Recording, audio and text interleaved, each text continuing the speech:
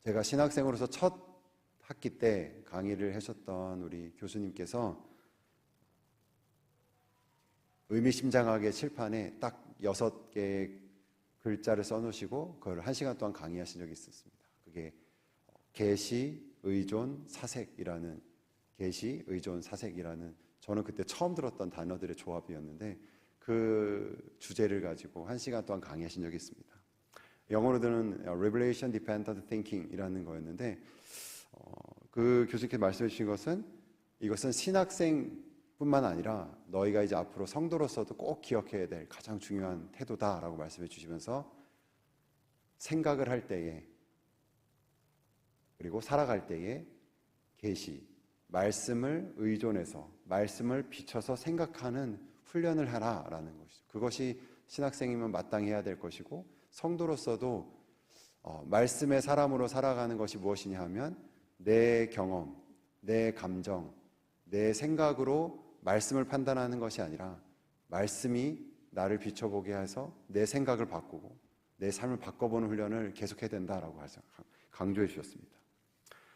그것이 지금까지 저에게도 가장 큰 전환 중에 하나여서 그 전까지는 저도 말씀의 일부분을 이거는 이 말씀은 왜 이렇지?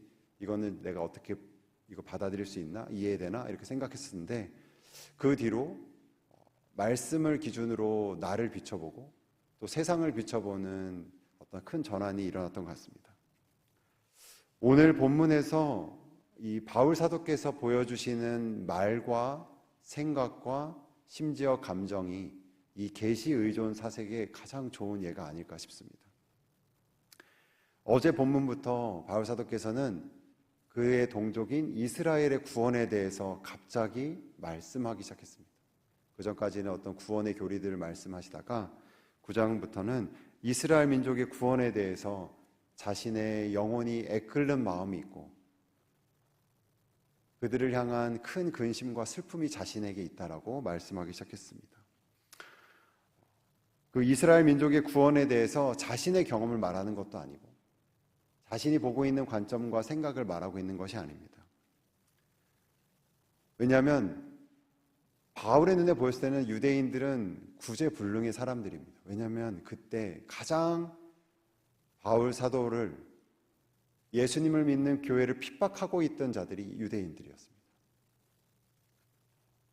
그들은 심판받아야 마땅할 것 같고 성령의 일을 회방하는 것 같았고 하나님의 교회를 핍박하는 자들이었습니다.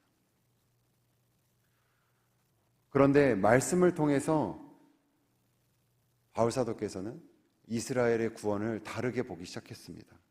오늘 말씀은 아니지만 어제 말씀 로마서 9장 6절 말씀에 이렇게 되어 있습니다. 그러나 하나님의 말씀이 폐하여진 것 같지 않도다.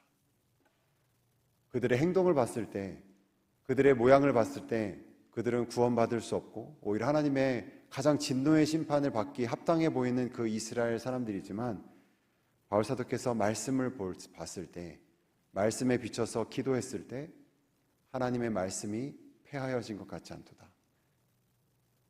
그렇게 고백하면서 그들의 구원을 다르게 보기 시작했습니다.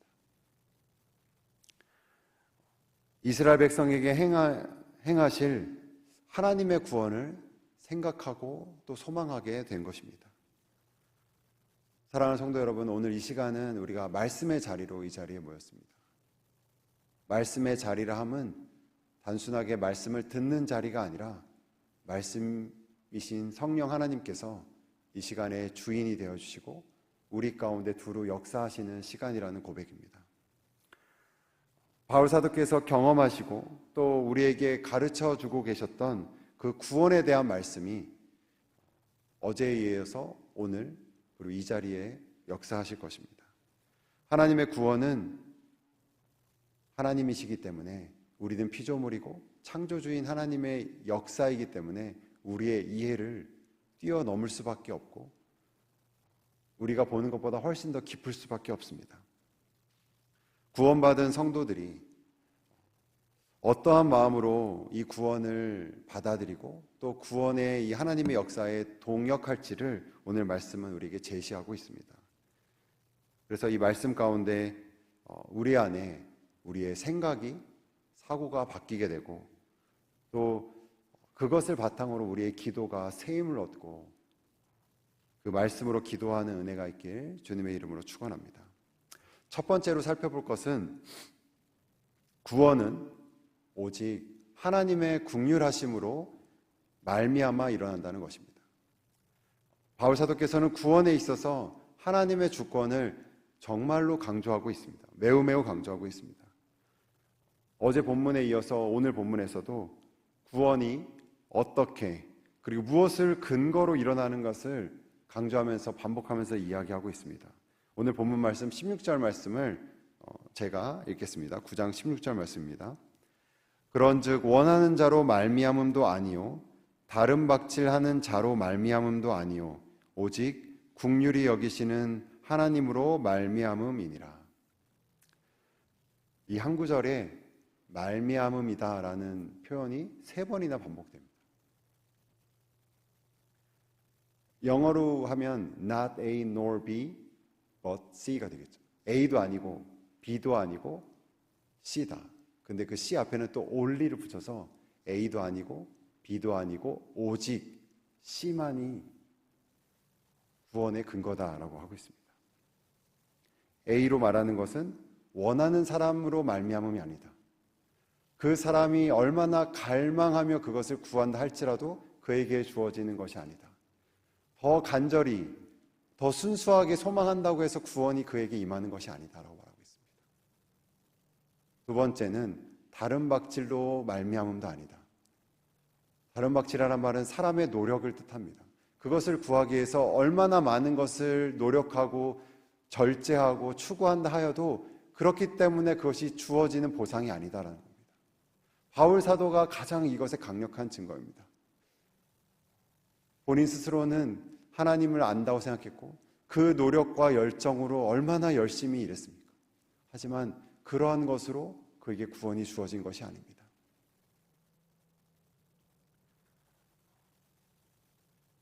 구원의 근거는 그가 말했던 구원의 근거는 오직 긍휼히 여기시는 하나님으로 말미암음이라라고 바울 사도는 고백하고 있습니다. 오직이라 함은 다른 어떠한 것으로 대체될 수 있거나 혹은 다른 어떠한 것의 도움과 영향을 받아서 이루어지는 것이 아니다. 오직 하나님의 그 긍휼하신 마음으로 인해서 사람의 구원이 이루어지는 것이다라는 것이죠. 그렇기 때문에 그것은 전적인 은혜를 말합니다. 어떠한 것도 자랑할 수 없고 어떠한 것도 근거로 삼을 수 없고 오직 우리가 다 이해할 수 없는 하나님의 긍휼하심, 영혼을 향한 불쌍히 여기심, 그것으로 구원은 이루어진다는 것입니다. 그렇기 때문에 구원이 일어날 수 있는 근거, 누구에게 구원이 임했는가 하는 것은 그 구원이 임한 자에게 이루어지는 것이 아니라 구원하시는 하나님의 긍휼하심만이 오직 근거다, 오직 소망이다 라고 말하는 것입니다.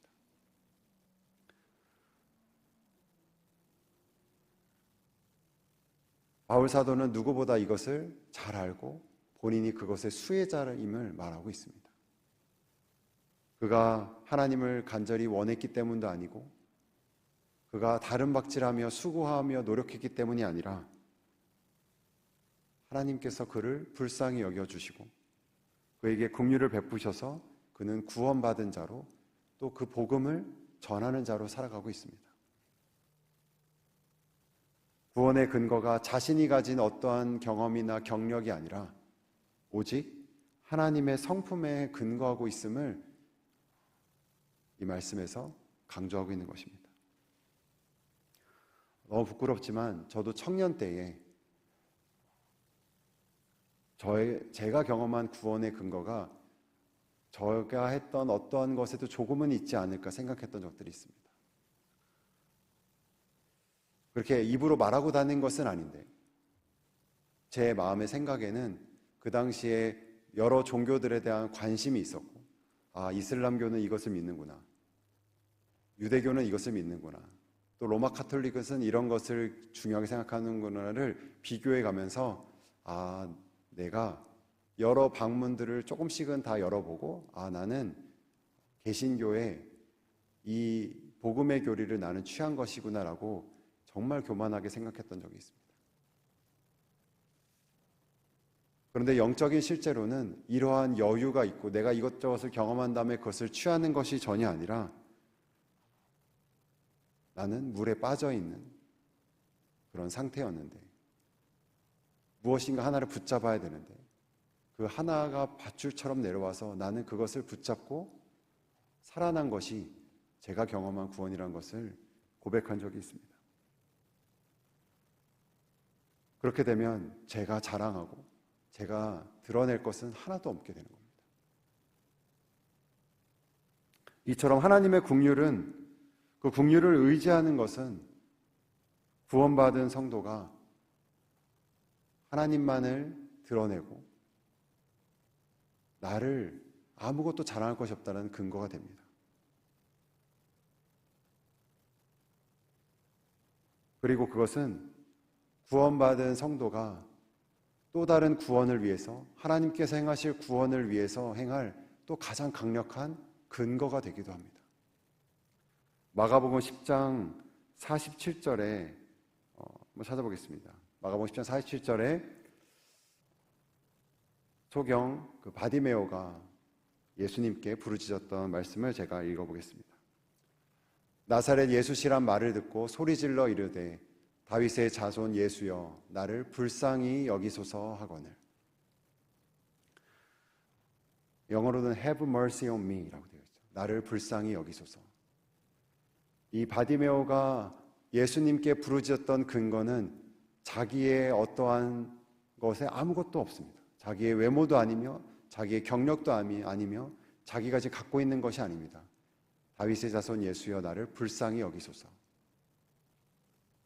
이 말을 듣는 이가 긍휼히 여기신다면 그는 나음을 입을 것이다라는 믿음이 그에게 있었던 것입니다.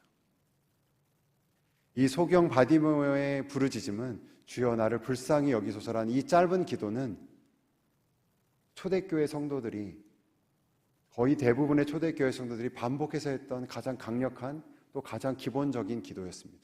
주여 나를 불쌍히 여기소서.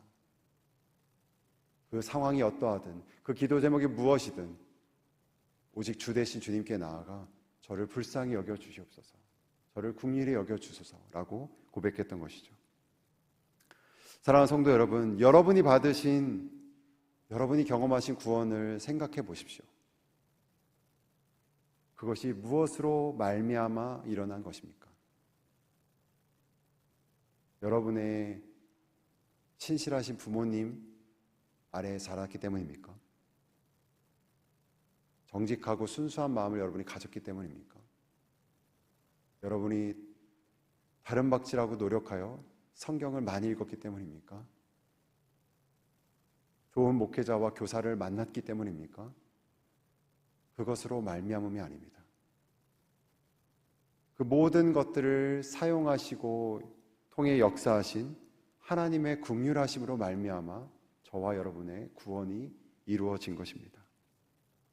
그렇다면 우리가 오늘도 그 긍휼이 무궁하신 불쌍히 여기시는 하나님께 나아가 오늘도 간구할 수 있게 됩니다. 주여 저를 긍휼히 여기소서.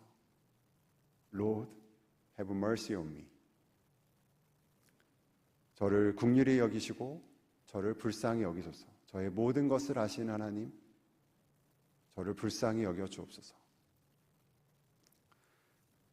우리의 기도가 사람과 상황을 근거로 하지 않고 오직 하나님의 긍휼하심을 근거로 그것에 두고 우리가 간구하게 될 때에 저와 여러분의 그 기도가 무엇이든 그 하나님의 뜻에 맞다면 하나님의 그 긍휼하심이 일하셔서 하나님의 역사가 일어날 것을 믿습니다. 두 번째로 구원은 하나님의 전능하심으로 말미암아 일어나는 것입니다. 첫 번째가 하나님의 긍휼하심으로 말미암아 일어나는 것이 구원이라면 구원은 하나님의 전능하심으로 말미암아 일어난 것을 바울사도께서는 강조하고 있습니다. 구원의 말미암음이 세 번이나 강조되는 그 16절 바로 뒤에 17절에 하나님께서 행하시는 구원의 하나의 예가 이그젬플이 나오게 됩니다. 17절 말씀을 또 한번 제가 읽겠습니다. 성경이 바로에게 이르시되 내가 이 일을 위하여 너를 세웠으니 곧 너로 말미암아 내 능력을 보이고 내 이름이 온 땅에 전파되게 하려 함이라 하셨으니. 여기서 어떤 인물이 예로 나오나요? 이집트의 파라오, 애굽의 바로가 나옵니다. 그 바로를 사용하신 하나님의 역사, 구약의 이야기를 바울사도는 예를 들고 있습니다. 왜 바로를 예로 드셨을까요? 고대 근동 지역에서 그 역사, 그 기간, 그때에 가장 영향력 있는 한 사람, 가장 권력이 있는 한 사람을 고르라면 애굽 왕의 바로였습니다. 그는 태양신의 아들이자 그의 말은 신의 명령과도 같았습니다. 그런데 하나님께서 그러한 바로에게 그에게 명령하시고 그에게 이르십니다. 구원을 그 과정 가운데 그가 할 역할을 얘기하시죠. 그 높고 가장 강력했던 바로가 오늘 말씀에 비춰보면 그 성경의 무대 가운데서는, 역사에서는 주인공일 수 있지만 성경의 무대에서는 작은 하나의 단역으로 나옵니다. 연출자이신 하나님께서 그를 단역으로 쓰신 것이죠. 악역이자 단역으로 하나님께서 바로를 쓰십니다. 구원에 있어서 하나님의 전능하심, 하나님의 주권이 바로가 어떻게 쓰였는가를 보면 알 수 있는 것입니다. 바울 사도께서는 로마 교회에 이 서신을 쓰시면서 더 강력하게 하나님의 주권과 하나님의 전능하심을 나타내기 위해서 비유의 예화를 하나 더 합니다. 바로 토기장이와 그릇에 대한 비유입니다. 21절과 22절 이 두 절 말씀을 저와 여러분 함께 소리내서 읽어보도록 하겠습니다. 읽겠습니다. 토기장이가 진흙 한 덩이로 하나는 귀 있을 그릇을 하나는 천 있을 그릇을 만들 권한이 없느냐. 만일 하나님이 그의 진노를 보이시고 그의 능력을 알게 하고자 하사 멸하기로 준비된 진노의 그릇을 오래 참으심으로 관용하시고. 흥미로운 것은 그 그릇을, 비유의 대상을 진노의 그릇이라고 바울사도는 말하는 겁니다. 뉴트럴한 일반적인 그릇을 말하고 있지 않습니다.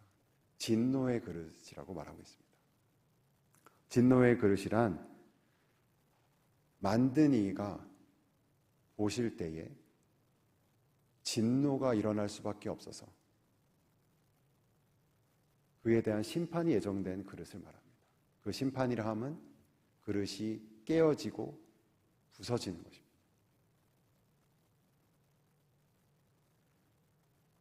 그 운명이 정해진 것이 진노의 그릇입니다. 근데 22절 후반부에 보시면 그러한 진노의 그릇에 하나님께서는 어떻게 반응하시고 행하십니까? 오래 참으시고 관용하신다라고 말하고 있습니다.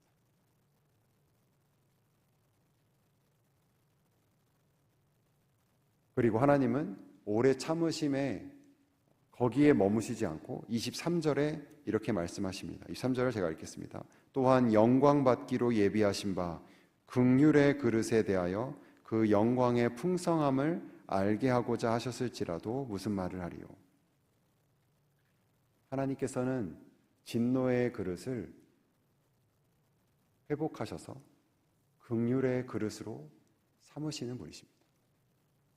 마땅히 깨어지고 마땅히 부서지고 마땅히 불타 없어져야 할 그 진노의 그릇을 하나님께서 긍휼을 보이셔서 하나님의 영광의 풍성함을 드러내고자 그 진노의 그릇으로 하여금 긍휼의 그릇으로 삼으시고 그를 통해 일하시고 그 그릇에 하나님의 보배를 담기 원하시는 겁니다.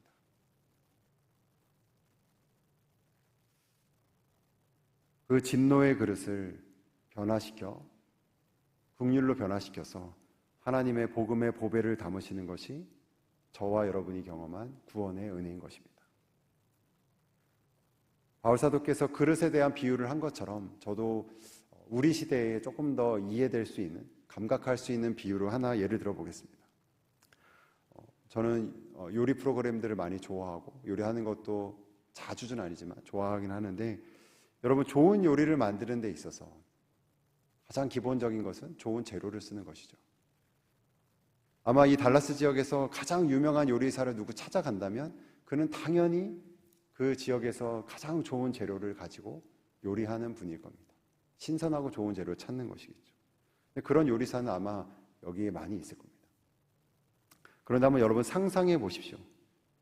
이 지역에 유명한 어떤 요리사 하나가 있는데, 그는 절대로 쓸 수 없는 요리의 식재료들만 가지고 쓰는 요리사라고 생각해 보십시오. 우리는 요리할 때 버리는 양파의 껍질이라든지 어떤 채소들의 버려지는 껍질 부분이라든지 달걀의 껍질이라든지 그렇게 남은 쓰지 않고 버리는 것들만 가지고 요리뿐만이 아니라 가장 맛있는 산의 진미를 만들 수 있는 요리사가 있다면 그는 아마 요리의 신이라고 칭송을 받을 것입니다.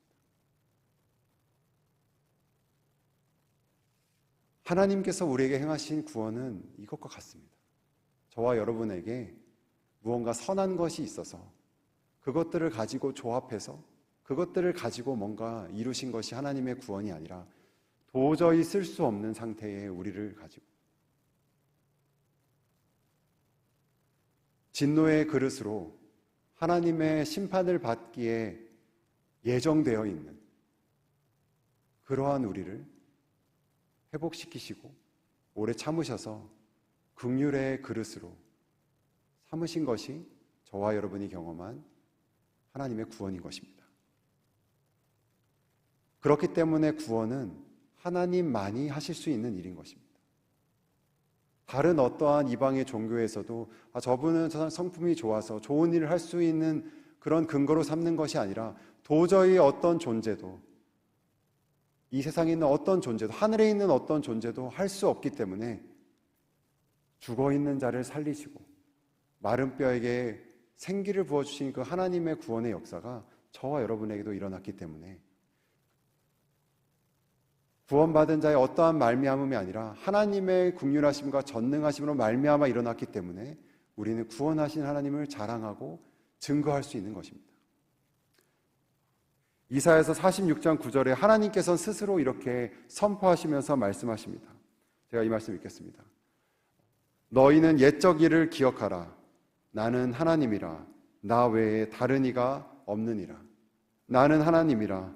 나 같은 이가 없느니라. 이사야서를 통해서 구원의 하나님은 하나님이 아닌 그 어떤 존재도 할 수 없는 그 구원을 내가 베풀었기 때문에 내가 하나님이다. 내가 구원자다라고 말씀하신 겁니다.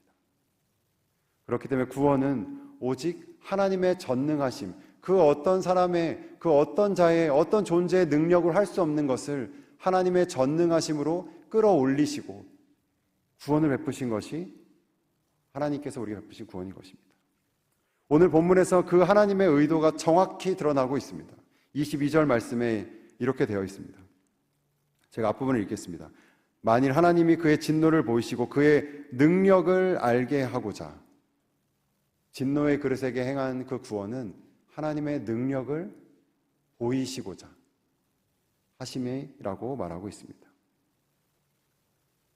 진노의 그릇을 긍휼의 그릇으로 바꾸어 사용하시는 그 하나님의 구원은 하나님의 전능하심, 구원을 통한 하나님의 능력을 나타내시는 것입니다. 바울 사도는 본인이 그것에 예로 들었는 것에 주저함이 없습니다. 우리는 때론 바울이 그가 박식하여서 그가 열심이어서 하나님께서 그를 구원하시고 그를 통해 일하셨다고 생각할 때가 있는데 바울 사도께서는 그가 가장 구원받기 어려운 자임에도 불구하고 하나님께서 그를 구원하셨다는 것을 말하기를 주저하지 않습니다. 그가 진노의 그릇임에도 불구하고 긍휼의 그릇으로 지금 쓰임받고 있는 것을 오히려 강조하여서 자신이 이렇게 구원을 받았기 때문에 다른 이도 마땅히 하나님의 긍휼하심에 힘입어 구원받을 수 있다라고 자신을 가장 작은 예로 드는 것입니다. 24절 말씀입니다. 이 그릇은 우리니 곧 유대인 중에서뿐이 아니라 이방인 중에서도 부르신 자니라. 내가 진노의 그릇이었는데 곧 하나님의 능력을 힘입어서 긍휼의 그릇으로 쓰임받고 있다라고 바울 사도는 고백하는 것입니다. 이제 말씀을 마무리하도록 하겠습니다. 사랑하는 성도 여러분, 오늘 말씀은 하나님께서 이미 행하신 구원을 바탕으로 이제 앞으로 행하실 하나님의 구원을 소망하며 생각하며 그것을 하나님과 동역하는 것을 권면하는 말씀입니다. 바울 사도께서 이스라엘의 민족의 구원을 두고 근심하며 애통했던 그 말씀처럼 혹시 여러분 가운데 여러분의 사랑하는 부모님, 여러분의 자녀, 여러분의 다른 가족들 혹은 함께 일하는 동료들의 그 영혼을 두고 근심하며 슬퍼하는 분이 여러분 가운데 있음을 믿습니다. 오늘 긍휼이 무궁하신 하나님 그리고 전능하신 하나님께 나아가 그것에 소망을 두고 그것에 근거를 두고 기도하시길 바랍니다. 다른 어떠한 것이 아니라 그 사람의 어떠함이 아니라 나의 어떠한 열심이 아니라 오직 하나님의 긍휼하심과 또 전능하심 그 두 것으로 말미암아 전능하심과 긍휼하심으로 말미암아 하나님의 놀라운 구원이 일어나길 참으로 소망하며 기도하는 저와 여러분이 되시길 주님의 이름으로 축원합니다. 함께 기도하시겠습니다. 거룩하시며 사랑이 크신 하나님 아버지 감사드립니다. 오늘도 우리에게 말씀을 주시고 우리의 삶 가운데 말씀을 빛으로 비춰주시고 영적인 양식을 우리에게 허락하여 주셔서 오늘 하루를 넉넉히 살아가게 하시고 특별히 하나님께서 우리 가운데 행하신 구원을 바탕으로 우리 가운데 또 우리의 가족과 우리의 주변 가운데 이웃 가운데 앞으로 행하실 구원을 소망하게 하신 하나님 은혜에 감사드립니다. 하나님 아버지 구원하시는 하나님의 그 높이와 그 깊이를 그 넓이를 우리로 하여금 더 깨닫게 하여 주시고 더 찬양하게 하여 주시고 더 기대하게 하여 주시옵소서.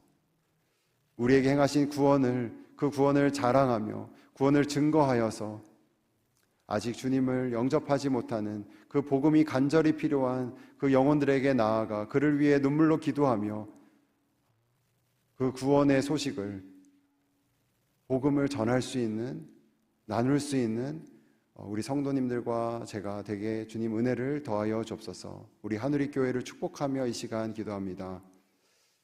그 구원의 놀라운 역사가 끊이지 않는 교회가 되게 하여 주시고 복음을 통해 예수님을 영접하는 은혜가 멈추지 않는 교회가 되게 하여 주옵소서. 하나님의 긍휼하심과 하나님의 전능하심이 온 우리 교회에 더욱더 선포되고 찬양되어지는 하나님 그러한 주님의 교회가 되게 하여 주시옵소서. 이 모든 말씀 우리 주 예수 그리스도의 이름으로 기도하였습니다.